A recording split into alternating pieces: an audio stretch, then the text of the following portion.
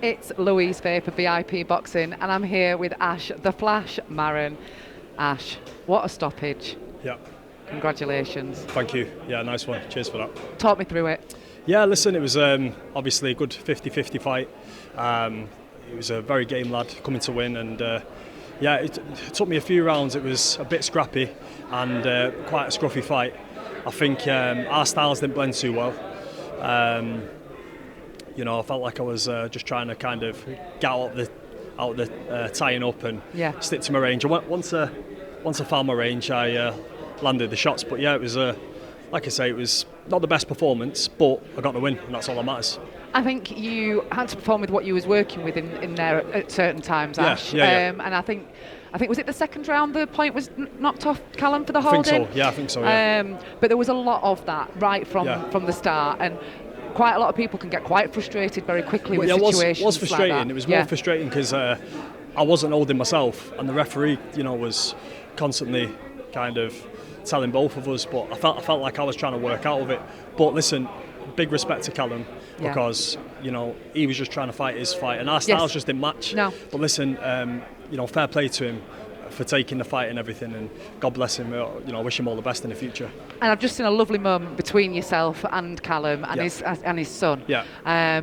You've always got respect for your opponents, Ash. You're probably one of the most politest guys in boxing. You really, really are, and very respectful all the way up into the build-up of this. And let's just talk about Callum a minute. He's 4-1. But that really doesn't tell the story. I got to know Callum a few weeks ago when he boxed, when he came back. Yeah. He'd had 7 years out. Yeah. And I said, why? Why have you come back? What is it that you need to do? He went, I need to know that I did everything I could, and I want to know how good I can be. Yeah. I can't stop now and not come back and try. And he also said, I'll take any fight that comes my way. Yeah. And he boxed, I think it was on our Liverpool card, and he got the win with 4 rounds. And the next day, this fight was offered to him. Yeah. Now, Ash, you are one of our prospects. Yeah. This was a 10th fight today, so you're now 10-0. Yeah. That sounds good, doesn't it? Yeah, it does, yeah. But he didn't blink. He took the fight. Yeah. And is that what you want, isn't it? Yeah, that's it, of course. Fair play to him for taking the fight. Fair play, but you got, like I say, his little lad there, and I've got a little boy as well. My little lad was 8 the other day, so happy birthday, Alfie. Happy birthday, Alfie. I've got a little lad, so I know what it's like, and it's a dangerous sport. So you've got to have respect for your opponents, and I just had a little moment with him and his little lad there. But fair play to him because, like you said, he took the fight, and it was a good fight. It was just bad clash of styles, but yeah, is what it is. On to the next one. But I think like I said, it was a stoppage, and quite often I think when we talk to you, we talk about sexy boxing. Yeah. And you've got fantastic feet. You can box. You look fantastic when you box, but you can bang. Yeah. You've got some power. Yeah. And you're hurting people. Yeah. Well, that's it. I mean, obviously, with some of the guys that Steve Lillis and Steve Woods have matched me with, you need 2 baseball bats in your hands to stop them. Yeah. I mean, when you're fighting guys like Jordan Granham, Sergio Bombo, who are weights above you, it's very hard to get rid of them guys. Yeah. So obviously, when you see a fight that's more evenly matched in weight, and someone who comes in as a goal, that's when you're going to see stoppages. I know I punch out. We know what we do in sparring and everything else, but it's different under the bright lights, isn't it? That's it. But yeah, listen, I enjoyed it in there. I enjoyed it as ugly as it was. I love being in there, and it was I'm just happy to be out again and get the win. What was fantastic as well is everybody stayed to watch the final fight as well. The roof has literally come off this place all night. Yeah, there was a number of knockdowns in the lead up to the stoppage, to the point that I don't even think I heard the bell by the end. By the end of it, how hard is it to keep focus at that point when you have knocked your opponent down a couple of times in a round? The roof is coming off. There's so much going on. Is it quite difficult to sort of just get your distance, take your space, go again? It was today. To be honest with you, today wasn't my best performance really in terms of keeping the distance and picking my shots. Yeah. I felt like I was my timing weren't good. What wasn't good in that round, I started to feel I was creating a bit more distance with my feet, which I needed to do a bit earlier. And then obviously I found a shot which hurt him, and then to be honest with you, I was calm. When he went down, I was calm. I knew all I needed to do was pick the shots, and that's what I did. And it was got him out of there. So fair play. you've got a great relationship with your team, and it's something that I really enjoy to watch. The banter there, it's just constant. There is no days off with you guys. What I didn't get to hear tonight, because the roof was coming off, was that interaction in the corner from your team. Yeah. Are they talking to you much throughout those early rounds? Yeah. They were just saying, he's holding on a bit, create a bit of distance, keep to your boxing, get your jab going, and that's what they were saying really. I knew what I needed to do. It was just when we were coming together, it was very hard to create that distance. I felt like we was in the clinch a lot, but once I started to create the distance, I got the stoppage. So it's a good learning curve. Good learning curve. Another string in my bow and ready to go on to the next one. And like you say as well, when you're dealing with people like Sergeant Bomo and the lads who are heavier and you're giving away that weight, I suppose it's kind of hard to find the bar and pitch where you actually are in your career, in your ability. But coming with somebody like Callum with a good record, you must be walking out of here with some newfound confidence. Yeah, but that's it. We know what we can do. I definitely know what I can do in there.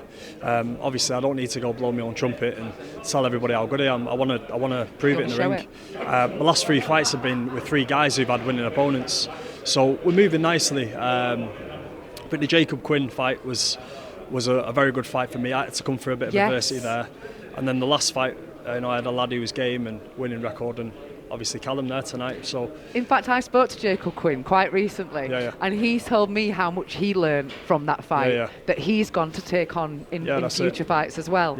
And a lot of respect he's got for you. By the way. Definitely. Likewise, for sure. So, like we've just mentioned, this is your 10th fight. You're 10-0. Yeah.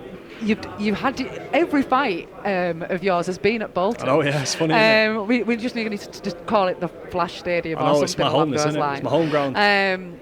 But what do we look at now? Who do we put you in with? Yeah, listen, whoever they want. Like I say, we're going to speak to obviously my coaches and the matchmakers and obviously Steve Woods, and we'll go from there. But like I say, we're developing the right way. I don't need to rush.